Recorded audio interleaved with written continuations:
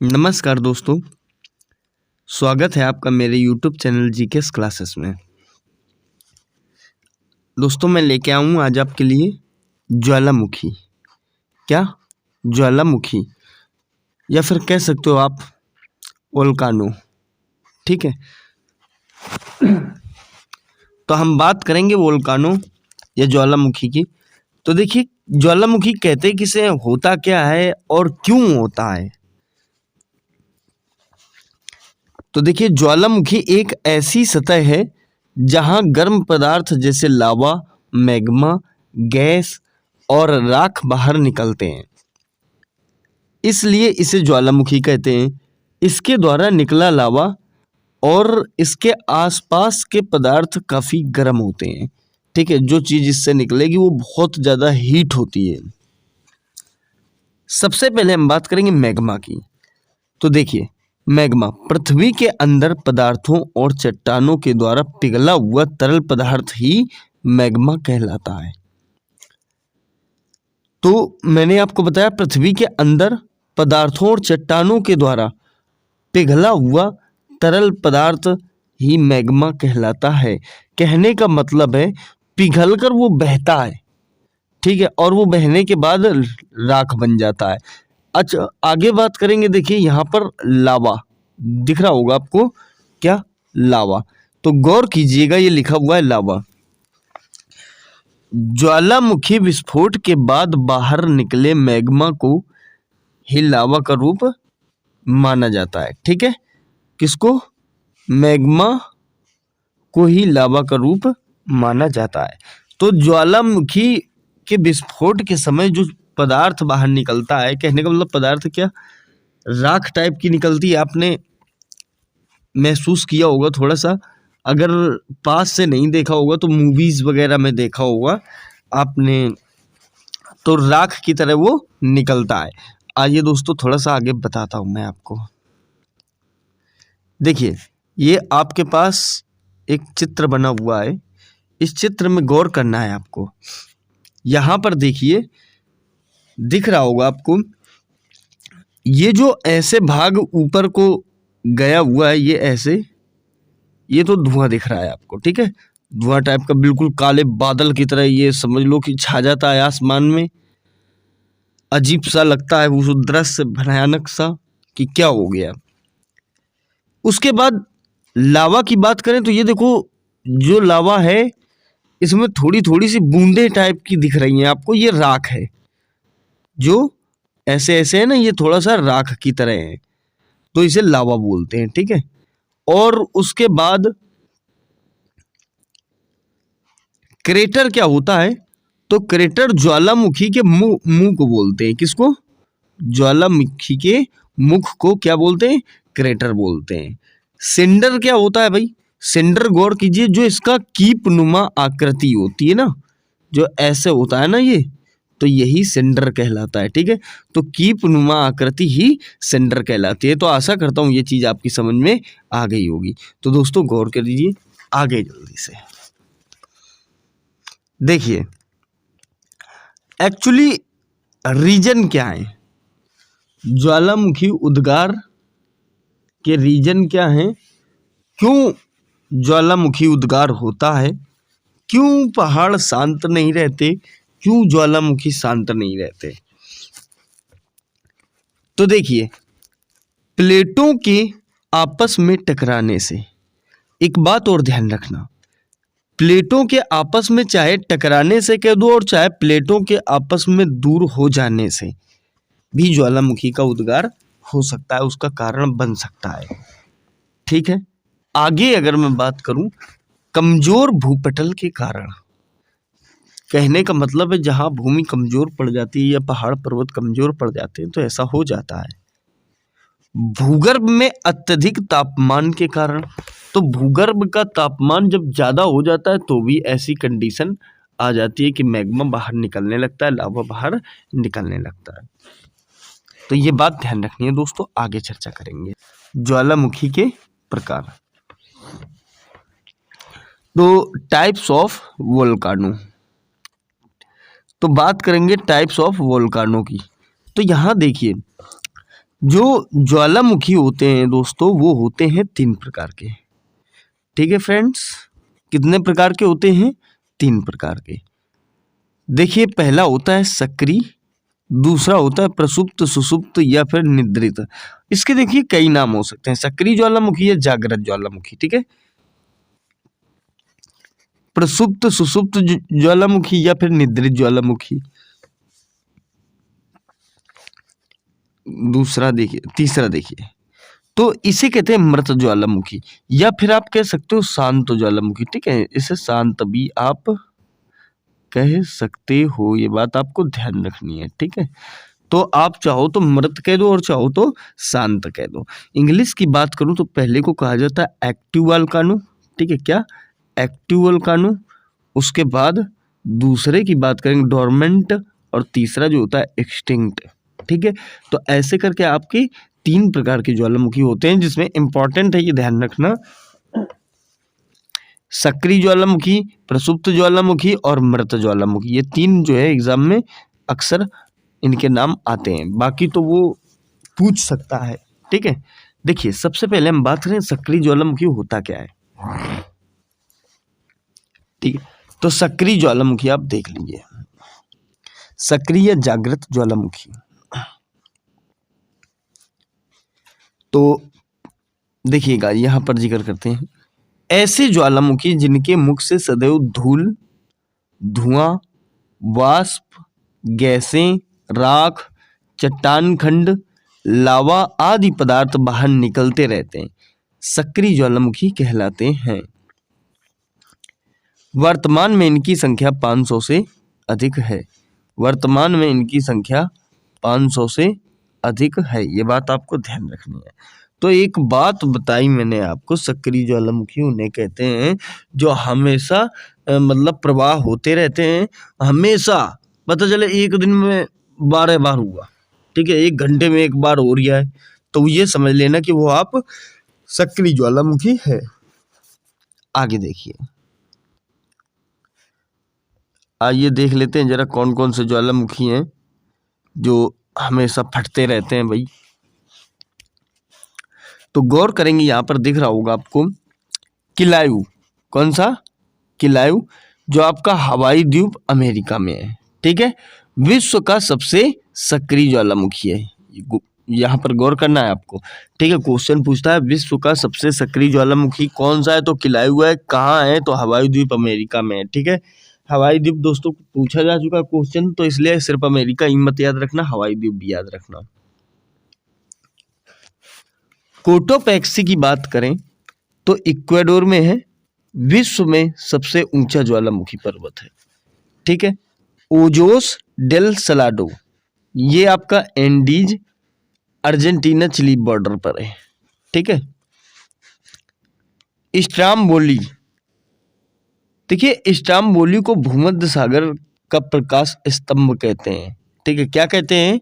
भूमध्य सागर का प्रकाश स्तंभ कहते हैं। किसे? स्ट्राम्बोली को। है कहाँ? लेपारी द्वीप में है। कोटोपैक्सी की बात करूं तो इक्वाडोर में है। ठीक है, कहाँ है? इक्वाडोर में है। मोना लोवा की बात करूं तो हवाई द्वीप में है। माउंट एटना की बात करूं तो सिसिली द्वीप।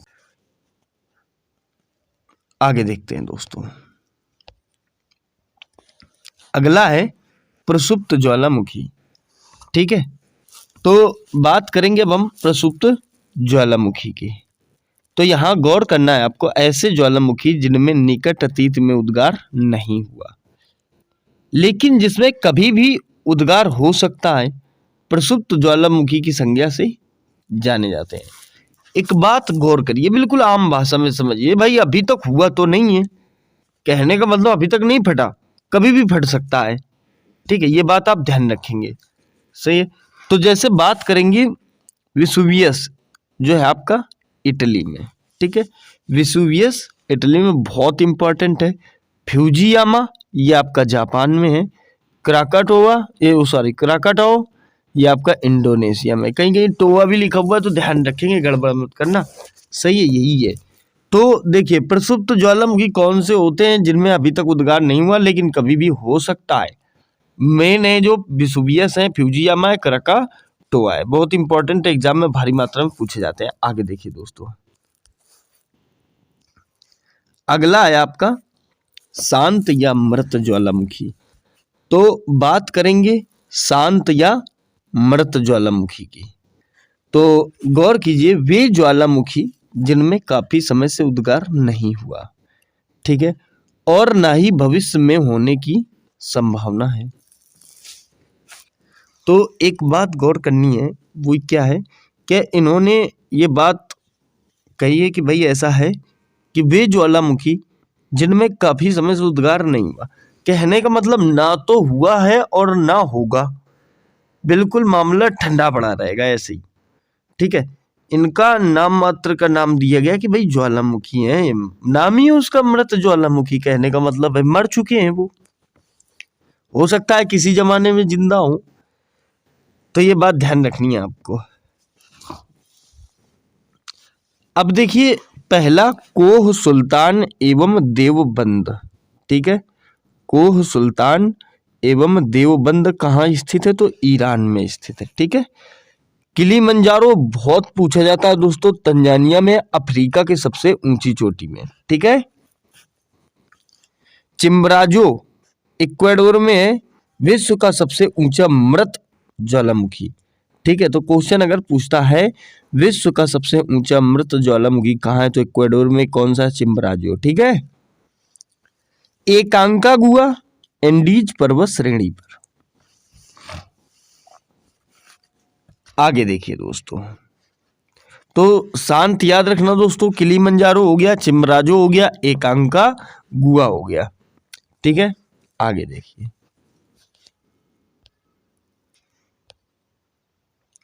गौर करेंगे आप, भारत में निम्न ज्वालामुखी मौजूद हैं जो इस प्रकार हैं। देखिए, अभी तक हमने पढ़े थे विश्व के, भारत के भी देख लो, सही है। तो बात करेंगे हम पहले बैरन आइलैंड की।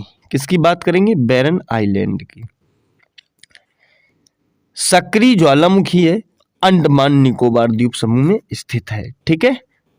नारकोंडम आइसलैंड प्रसुप्त ज्वालामुखी है, अंडमान निकोबार द्वीप समूह पर स्थित है।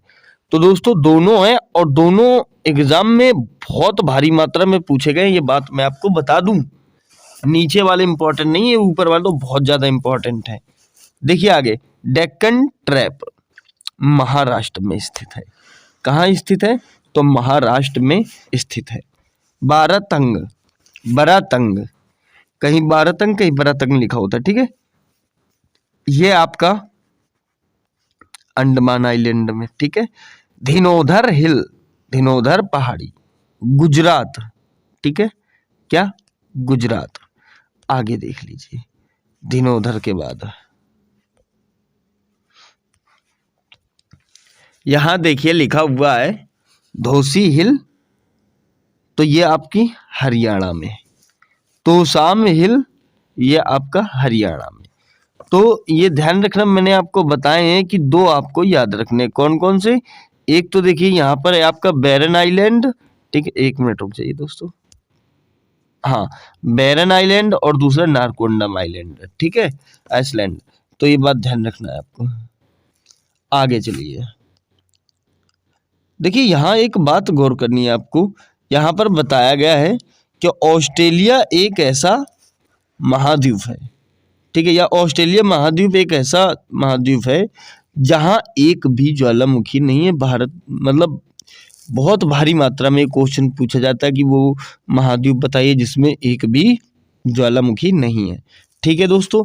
आशा करता हूँ समझ में आया होगा आपको। अब आइए दोस्तों चर्चा करते हैं, आपके अभ्यास प्रश्न लगाए हैं मैंने, तो आइए जल्दी से देख लेते हैं आपके अभ्यास प्रश्न। आप देखिए कितने क्वेश्चन आप उसमें फिट कर सकते हो। कोशिश करिएगा दोस्तों ज्यादा से ज्यादा क्वेश्चन आप उसमें कर सको। चलिए तो देखिएगा अभ्यास प्रश्न। देखिए क्वेश्चन नंबर पहला क्या कहना चाहता है, संसार का सर्वाधिक सक्रिय ज्वालामुखी कौन सा है? Cotopaxi, Fujiyama, किलायू, Vesuvius. तो दोस्तों मैंने पीछे बताया था आपको, उत्तर होगा किलायू, ठीक है। सक्रिय ज्वालामुखी क्या होगा? किलायू, ऑप्शन सी सही हो जाएगा। अगला देखिए, किलिमंजारो पर्वत किस महाद्वीप में स्थित है? किलिमंजारो पर्वत किस महाद्वीप में स्थित है? Asia, Europe, Africa, Australia. तो उत्तर हो जाएगा दोस्तों आपका अफ्रीका। ठीक है, अगला देखिए। अगला क्वेश्चन गौर करते हैं। देखिए लिखा हुआ है क्रेटर या फिर कह सकते हो ज्वालामुखी छिद्र मुख्यतः किस आकृति के होते हैं? ठीक है, तो मैंने आपको बताया था, तो याद रखेंगे ये कीपाकार ही होते हैं। ठीक है, कैसे होते हैं? कीपाकार पीछे मैंने बताया था। देखिए एक इस प्रकार का वो बना होता है और यहाँ पर कुछ ऐसा बना होता है और इससे अलावा जो है बाहर धधक धधक कर ऐसे निकलता रहता है। समझ रहे हो? तो ये बात आपको ध्यान रखनी है। तो ये कीप आकृति होती है, तो आपको इसमें कंफ्यूज होने की कोई भी आवश्यकता नहीं है। देखिए ऑप्शन है गोलाकार, कीपाकार, शंक्वाकार, लंबवत। तो आपका उत्तर हो जाएगा कीपाकार। ठीक है, अगला देखिए बी सही हो जाएगा। अगले क्वेश्चन में कहा गया ज्वालामुखी के उद्गार के समय निकलने वाली गैस में जलवाष्प की मात्रा कितनी होती है? दोस्तों ये CHSL में पूछा गया था 2015 में। कब पूछा गया था? 2015 में। ये बात आपको ध्यान रखनी है। देखिए कह रहा 40 से 50%, 50 से 60%, 60 से 70% और 80 से 90%। तो दोस्तों 80 से 90% आपका उत्तर होगा। 80 से 90% जलवाष्प की मात्रा पाई जाती है। आगे देखिए, स्ट्राम्बोली ज्वालामुखी कहाँ स्थित है? तो पहला ऑप्शन है मार्टिनिक द्वीप में, लक्षद्वीप में, लिपारी द्वीप में और आपका हवाई द्वीप में। तो याद रखेंगे आपका ऑप्शन सही हो जाएगा सी और उत्तर हो जाएगा आपका लिपारी द्वीप में। अगला क्वेश्चन कह रहा विश्व का सबसे ऊंचा ज्वालामुखी पर्वत कौन सा है? माउंट पिनाटुबे, माउंट किलिमंजारो, माउंट ताल, माउंट कोटोपैक्सी। मैंने क्या कहा आपसे? ऊंचा ज्वालामुखी। ठीक है, तो माउंट कोटोपैक्सी आपका डी सही हो जाएगा। अगला देखिए दोस्तों, अगले में बात करेंगे। देखिए कहा गया है आपसे क्वेश्चन नंबर 7, भूमध्य सागर का लाइट हाउस या lighthouse of the Mediterranean sea किसे कहते हैं? दोस्तों पीछे बता चुका हूं मैं आपको, जस्ट अभी बताया था। ठीक है, बिल्कुल। तो उसमें गौर कीजिए, सिसिली का स्ट्राम्बोली या फिर इटली का वेसुवियस या फिर पश्चिम द्वीप समूह का माउंट पीली या फिर मैक्सिको का पेराक्यूटीन। तो गौर करेंगे आप जल्दी से, सिसिली का स्ट्राम्बोली आपका उत्तर हो जाएगा। आगे देखिए, किस ज्वालामुखी में ऐतिहासिक काल में उद्गार नहीं हुआ? ठीक है, जागृत ज्वालामुखी, प्रसुप्त ज्वालामुखी, शांत ज्वालामुखी या फिर मृत ज्वालामुखी। आपको उत्तर देना है जल्दी से। तो यहां गौर कीजिएगा, उत्तर होगा दोस्तों आपका मृत ज्वालामुखी। मैंने कहा था, एक मिनट गौर करेंगे दोस्तों, यहां पर थोड़ी सी मिस्टेक हो गई है। मिस्टेक क्या हो गई है? ये शांत और मृत दोनों साथ में दे दिए गए हैं। ठीक है, जिसमें ये ऐसा नहीं होगा। ठीक है, अगर हो भी जाए तो आप ना मृत ही लगाना, वैसे होगा नहीं, शांत और मृत दोनों एक ही होते हैं। ठीक है, तो इस प्रकार से ध्यान रखेंगे, दोनों ऑप्शन साथ नहीं मिलेंगे। आपको मिलेंगे तो ऐसा भी हो सकता है कि लिखा हो उपर्युक्त दोनों। ठीक है, आइए 9वां क्वेश्चन देखिए। तो मैंने बताया इतिहास काल में उद्गार नहीं हुआ, तो कौन सा होगा आपका? मृत ज्वालामुखी होगा। ठीक है, लंबे समय तक शांत रहने के पश्चात विस्फोट होने वाला ज्वालामुखी क्या कहलाता है? लंबे समय तक शांत रहने के पश्चात विस्फोट होने वाला ज्वालामुखी क्या कहलाता है? देखिए ऑप्शन है आपके पास मृत ज्वालामुखी, सुषुप्त ज्वालामुखी, सक्रिय ज्वालामुखी या फिर निष्क्रिय ज्वालामुखी। दोस्तों इसका उत्तर हो जाएगा आपका सुषुप्त ज्वालामुखी। ठीक है, क्या हो जाएगा? सुषुप्त ज्वालामुखी हो जाएगा। आगे देखिए, देखिए बात करेंगे क्वेश्चन नंबर 10 या 10वें की। विस्फोट की तीव्रता के आधार पर ज्वालामुखियों के प्रकारों का आरोही क्रम क्या है? ठीक है, देखिए हवाई तुल्य, स्ट्राम्बोली तुल्य, प्लिनियल तुल्य या वल्केनियन तुल्य। हवाई तुल्य, स्ट्राम्बोली तुल्य, वल्केनियन तुल्य, प्लिनियल तुल्य। हवाई तुल्य, वल्केनियल तुल्य और प्लेनियल तुल्य, स्ट्राम्बोली तुल्य। हवाई तुल्य, वल्केनियल तुल्य, स्ट्राम्बोली तुल्य या फिर प्लेनियल तुल्य। तो दोस्तों ये 4 है, तो इसमें कुल मिला के ये पूछ रहा है कि ज्वालामुखी के जो प्रकार होते हैं आरोही क्रम में वो कैसे होते हैं। ठीक है, तो आइए बात करते हैं। इसका जो ऑप्शन सही होगा आपका, वो गौर कीजिएगा, ऑप्शन बी सही होगा। कौन सा सही होगा? बी। क्योंकि सबसे पहले हवाई तुल्य होता है, फिर स्टाम्बोली तुल्य होता है, फिर वल्केनियल तुल्य होता है और फिर प्लिनियल तुल्य होता है। दोस्तों यहीं पर इसे गौर करना, क्योंकि शायद मैंने पीछे इसमें चर्चा नहीं की है। ठीक है, आइए आगे बात करेंगे। अगला कह रहा है आपसे कि पेले असुर अर्थात पेलिस टीयर की उत्पत्ति कब होती है? भूकंप के समय, प्लेट विवर्तनिके के समय, या फिर आपका ज्वालामुखी उद्गार के समय, या फिर पर्वत निर्माण के समय। इसका उत्तर होगा दोस्तों ज्वालामुखी उद्गार के समय।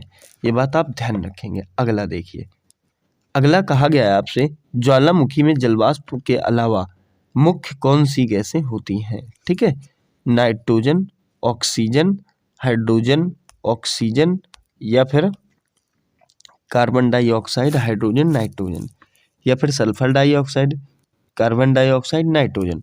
क्या हो सकता है दोस्तों उत्तर आपका? तो याद रखेंगे दोस्तों, कार्बन डाइऑक्साइड, हाइड्रोजन, नाइट्रोजन, ये 3 प्रकार की गैसें उसमें मुख्य रूप से होती हैं। ठीक है, ये बात आप ध्यान रखना। किसमें? जलवाष्प में। आगे देखिए, अगला क्वेश्चन दोस्तों कह रहा है आपसे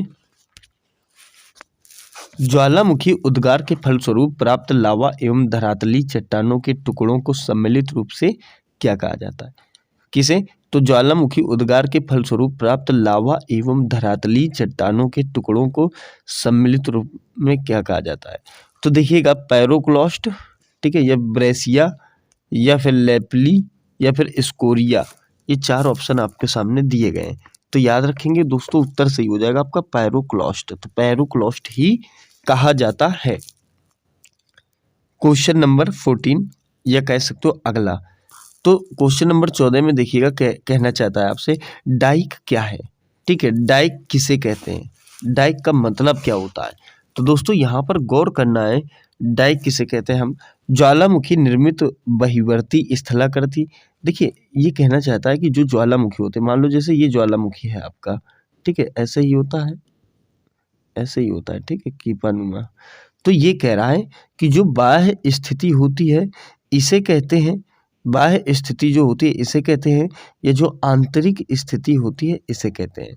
ठीक है, आंतरिक स्थिति, यहाँ से प्रेशर बनता है। ठीक है, जमीन से जब प्रेशर बनता है तो लावा ऊपर को निकलता है और वो जहाँ से भी जगह मिलती है वहाँ से फाड़ देता है, ठीक है, जमीन को, और अपना काम चालू कर देता है। तो दोस्तों याद रखना, अगला है तटीय स्थिति। जो आपका ये तट वाला स्थान होता है, एक हिमनद निर्मित स्थलाकृति, जो हिमनद से निर्मित होता है स्थलाकृति।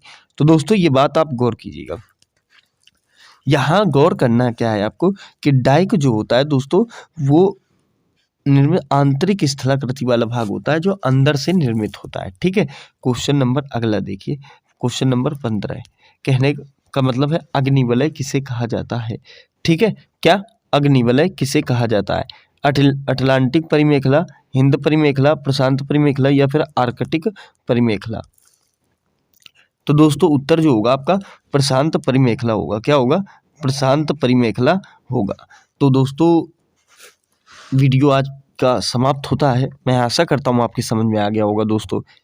यदि आपको हमारा वीडियो अच्छा लगा है तो प्लीज़ यार लाइक, शेयर, सब्सक्राइब करना बिल्कुल ना भूलें। धन्यवाद दोस्तों, मिलेंगे अगली वीडियो के साथ।